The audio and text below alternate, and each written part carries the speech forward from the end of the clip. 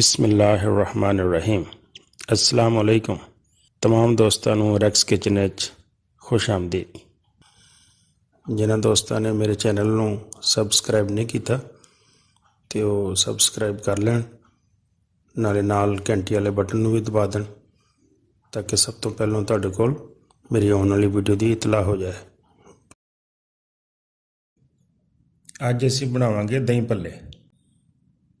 अज मैं दसांगा कि घर दे विच बेहतरीन ते मज़ेदार दही भल्ले किस तरह बनाए जा सकते हैं। इहदे वास्ते सानूं जिहड़े मसाले चाहिए आ वो ज़रा देखो।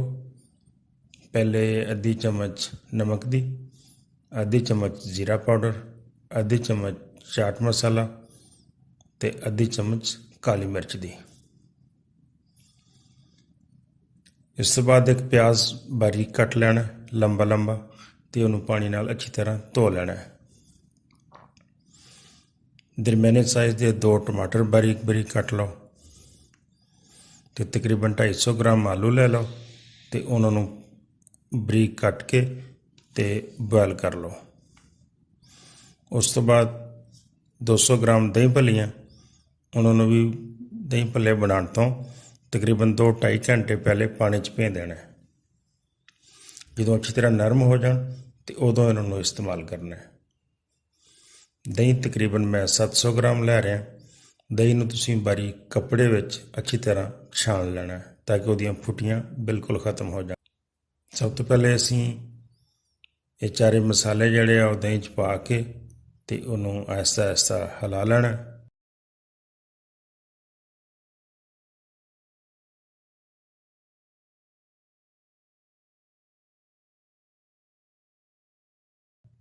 उस तो बाद प्याज शामिल कर लो,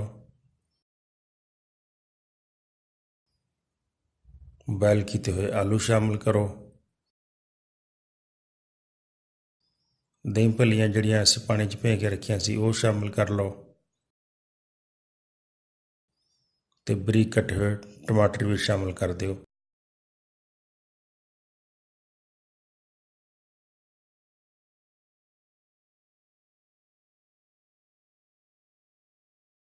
तो इनू अच्छी तरह हिला लो, मिक्स कर लो तो साडे दही भल्ले बिल्कुल तैयार।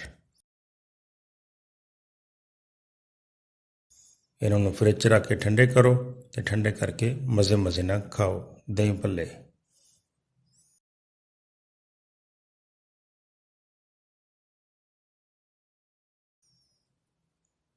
वीडियो देखने का बहुत शुक्रिया। वीडियो पसंद आवे तो लाइक भी करियो, शेयर भी करियो ते नाले चैनल नूं सबसक्राइब कर देना। शुक्रिया।